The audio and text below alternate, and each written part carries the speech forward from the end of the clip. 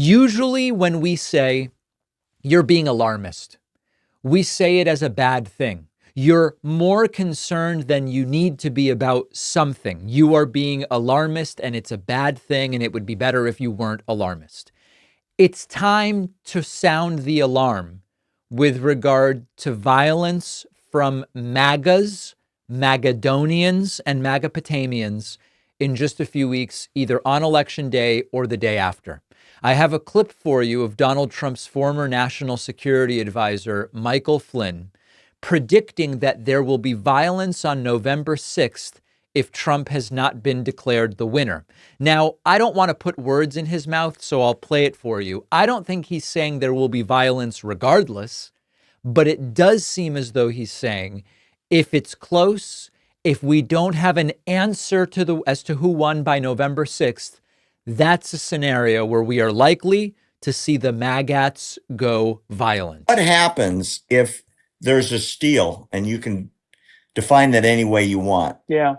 Does the election get certified? Does the Army get involved? Are we looking at civil war? What do you? I think that there's a couple of scenarios. Yeah, I think that there's a couple of scenarios. I mean, there are scenarios. So it's these are hypothetical possibilities, right, or probabilities. And if we are arguing on the 6th of November, the day after, if there's a big argument about, well, we're not sure who won yet, the count isn't here yet, these various states don't have their numbers in, I actually think that'll be a really bad spot. And I do think that people are going to, I feel like people are going to go to those locations where there's counting, and there could actually be violence because people are so upset after 2020 and what is very clear in terms of a fraudulent election in certain states. And they're just now understand what he's saying here. He's not saying if the results are X or if the results are Y. He's saying if we don't know who won every state by November 6th, that is a scenario for likely violence because people are upset about the so-called fraud in 2020, which of course didn't happen. What he's talking about is if it takes a little while to get it right. Now, I know people love to point to, France does it all in a single day. Okay, well, France doesn't have 50 states across, what do we have? Are Alaska and Hawaii in different time zones? If so, we're talking about many time zones here, 5 time zones. France is different, okay? Would it be great to get it all done? Sure. Is it the end of the world if it takes in a state where it's really close to November 7th to make sure we got it right, or November 8th at the, outside chance? I don't think it's the end of the world, assuming we get it right. And I also know of no reason to believe that if it takes longer, it's because it's being rigged for Kamala Harris. And this is a critical disconnect with every single one of these conspiracy theories that they come up with about the ballots and the time it takes to count. Even if you could prove that there was some kind of fraud going on because it takes 1, 2, or 3 days to get a final count, you after proving that there's fraud, you have to prove that it's fraud that helps Kamala Harris and hurts Donald Trump.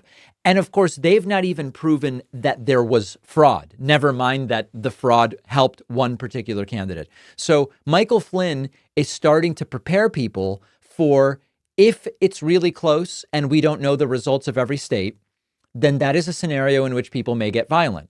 And we have to just be honest, it'll probably be really close. The most likely scenarios I've outlined so far based on the polling are that Kamala Harris, if she wins, will win with roughly the same states Biden won with in 2020, minus a couple of states. She would, if you said, David, give me the most likely outcome today, it's a map, it's the 2020 map with probably Georgia flipped to Trump, likely Arizona flipped to Trump, and maybe a state like Nevada. Harris still wins in that scenario, but with a smaller margin than Biden.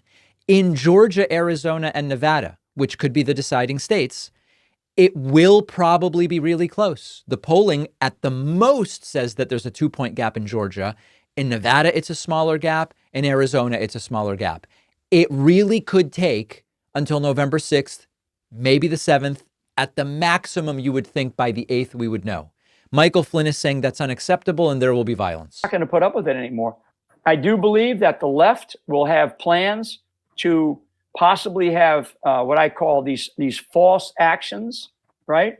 Where they have these paid activists who get out there on the streets and start problems, start set of outcomes. And I think what we have to do is we have to be ready for anything. We have to be ready for those outcomes.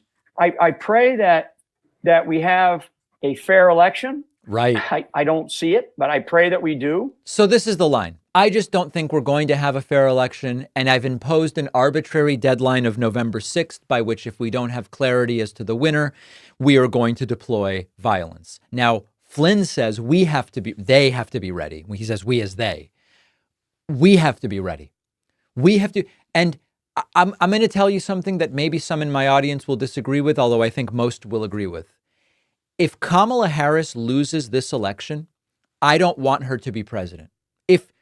If the will of the American people, as dysfunctional, deranged, and dilapidated it would be, is that Donald Trump be president of the United States, I have no interest in crowbarring Kamala Harris into the Oval Office. I want the actual winner to be the president of the United States. It would be terrible if it's Trump, but if that's what the people decide, it's what it has to be. And then we have to figure out what to do in 2026 and in 2028.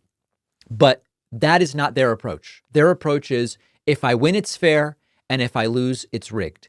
And so obviously overwhelming the vote to such a degree that they can't steal it is the ideal scenario. Should that not happen, legally and from a law enforcement and security standpoint, Democrats better be damn well ready for what they have up their sleeves.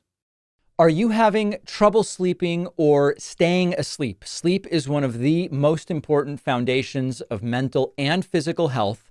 And our sponsor, Beam's formulation called Dream is a delicious nighttime hot cocoa drink with melatonin clinically proven to help you fall asleep faster and stay asleep longer. Melatonin can also help correct circadian rhythm disturbances, get your sleep schedule back on track, for example, in jet lag situations.